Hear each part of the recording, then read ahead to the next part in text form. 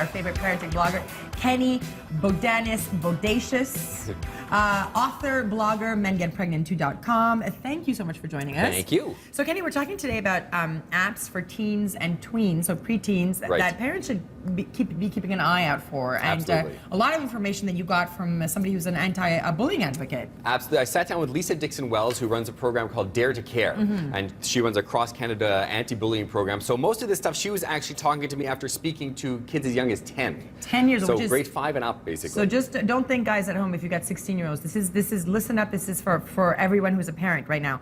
So Snapchat, we've been hearing a lot about in the news. That's the thing that you take a picture and it's supposed to disappear. Exactly. Snapchat is an app. It was recently hacked, so 4.6 million users had some of their information distributed online. You take a picture and you can tell it to disappear in the receiver's phone within any time between 1 to 10 seconds. And we should say, presumably, people are taking provocative photos of themselves, hoping that it will disappear, but they don't always disappear. Right. Why? They send and they figure, okay, you won't be able to send the information out because it's going to disappear. But as all kids will tell you, every phone you're able to capture what is on the screen and save it. And once it is done forever, and you have it. So you break up with your 15 or 16-year-old boyfriend or girlfriend, and now you're a little upset at them, and guess what you saved from last week's send? And off it goes. And as we learned from the last news story, if you are a 15-year-old boy or girl thinking of doing that, that can be lead to criminal charges because that is distribution of child pornography. 100%. So you have to think, kids, if you're watching, think before. And it's forever. Yes, and it is forever. If somebody wants to look at you, let them use their eyes. That's all I have to say.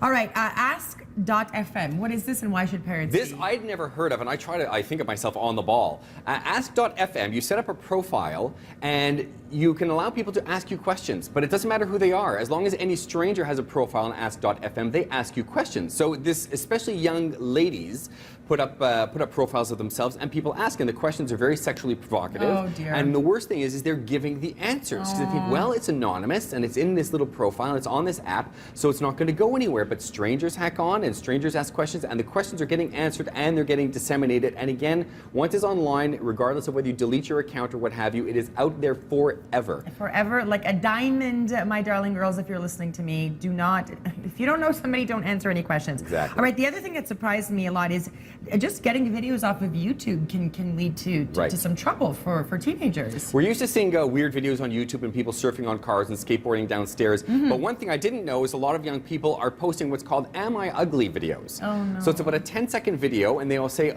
people think I'm pretty.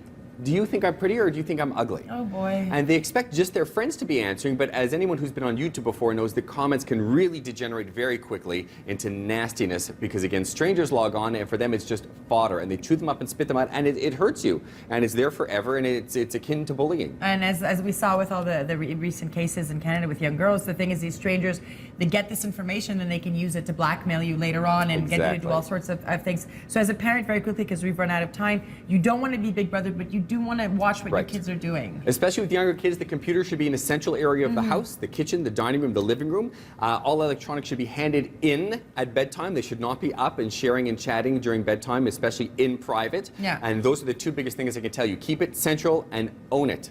And remember, if you're watching at home when you're a teenager right now, it's not because you're anonymous on the internet or you think you're anonymous that you are anonymous and that things disappear. It's forever like a diamond.